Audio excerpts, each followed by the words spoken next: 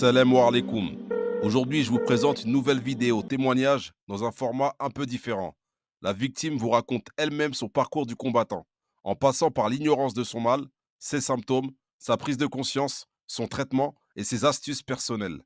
Sans plus tarder, je vous laisse découvrir ce témoignage qui fera sûrement écho à ceux qui combattent et ceux qui subissent le mal occulte.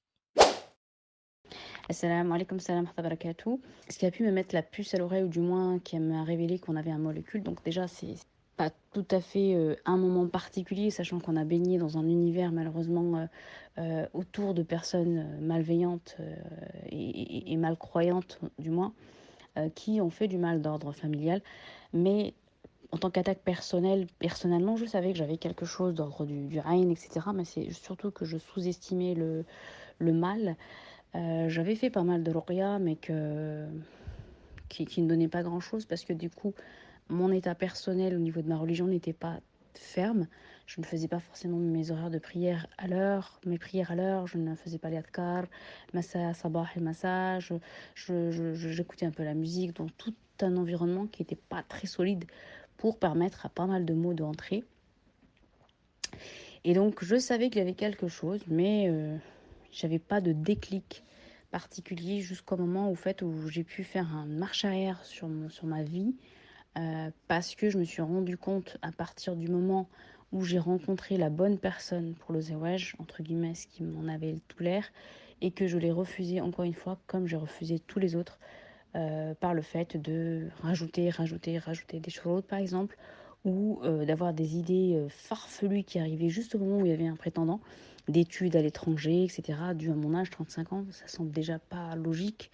Donc je perdais la logique, je n'avais pas la logique dès qu'il s'agissait d'un prétendant. Donc hormis ça, j'avais toute la logique, alhamdoulilah. À un moment, il y avait un frère, soit lui-même ne savait pas pourquoi il se retirait quand je décidais du coup d'être pas trop dur dans les choses, mais malgré ça, j'étais quand même très dur. Ou alors, c'est quand je me lâchais en termes de West-West et de Shurut. Et c'est parce qu'il y avait une personne particulière qui est entrée dans ma vie qui a fait que là, je me suis dit non, mais c'est pas possible, j'ai un réel problème. Et c'est à partir de là que j'ai entrepris du coup l'Oria. Les symptômes, c'est que j'avais des blocages dans ma vie en général. Pas uniquement au niveau du zawaj, que ce soit au niveau des études, j'arrivais pas à les continuer, beaucoup d'oubli, beaucoup de mots, enfin, j'arrivais pas à me concentrer dans tout dans ma vie, je perds tout le temps tout, j'oublie tout le temps tout. Donc, cette sensation de ne pas être là, de ne pas parler aux gens et de décrocher quand on parle plus d'une minute. Le fait du coup, quand je disais tout à l'heure, de ne pas avoir de travail, de galérer, etc. J'ai su que bah, du coup j'avais un mal. Et de hijama en hijama, ça allait un petit peu mieux, mais du coup la lourdeur était tout le temps là dans le blocage de ma vie. Et les symptômes, bah, douleur de bras pendant des années, il n'y avait pas d'explication. Des fatigues, la fatigue chronique, comme je vous ai dit, la mémoire défaillante, une concentration qui n'était pas bonne, et les blocages en tout genre dans la vie de tous les jours. Et puis voilà, tout le temps des choses qui s'annulent, qui s'annulent ou qui ne vont pas jusqu'au bout en tout cas. C'est ça les symptômes qui me viennent tout de suite à l'esprit. Alors le suivi d'une ruqya, c'est complètement une obligation pour ceux qui entreprennent le processus de vouloir guérir, parce que sans ça, on ne peut rien faire. Donc bien sûr, forcément, un suivi ruqya est indispensable, et c'est une question de mindset, d'état d'esprit, de force et surtout de religiosité. Il y a une année de piété. On ne peut pas être pieux et accepter qu'on ait un mal occulte ou des choses en nous qui font du shirk.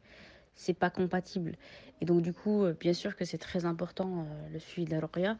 Je pense que pour ceux qui savent lire le Coran, que leur état est neuf, du moins leur sihr est neuf, leur mauvais œil, les attaques ou du moins le mal est récent, ils peuvent se permettre de lire tout seul, etc.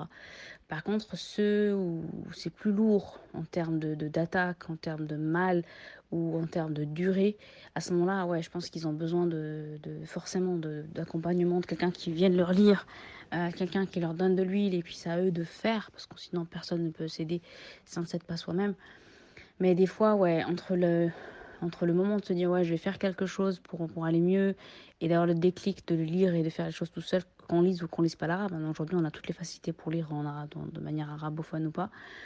Donc essentiellement, oui, c'est très important d'avoir un suivi Ruqya pour ceux qui ont une lourdeur, une fatigue, qui sont déjà très faibles parce qu'ils se sont laissés absorber par ce mal. Ils ont besoin de quelqu'un pour les aider, que ce soit au niveau des, des, hum, des soins, que ce soit au niveau de la Ruqya, etc. Et pour ceux qui savent lire tout seuls, bah ouais, ils n'ont pas le choix que de commencer par exemple le Baqara. C'est une des meilleures et plus efficaces Ruqya à faire soi-même.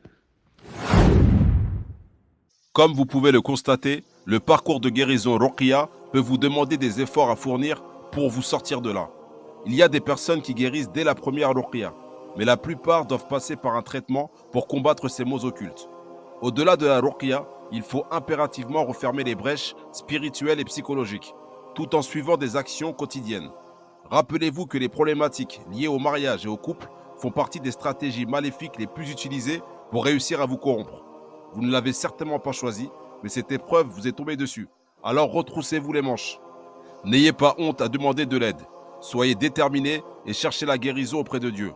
Vous aussi, vous pouvez partager avec nous votre histoire, votre témoignage, car cela peut permettre de comprendre, d'en discuter et d'aider à votre tour des personnes qui souffrent de l'ignorance et de l'isolement.